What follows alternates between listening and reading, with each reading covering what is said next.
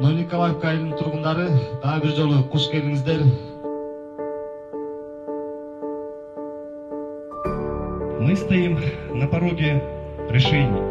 Мы сегодня прекрасно понимаем, где мы находимся.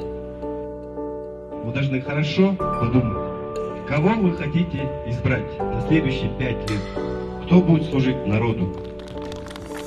Президент Кыргызской республики Садыр Джапаров обещал провести чистые выборы. Поэтому и мы, народ, требуем провести чистые выборы без подкупов, без использования админресурсов.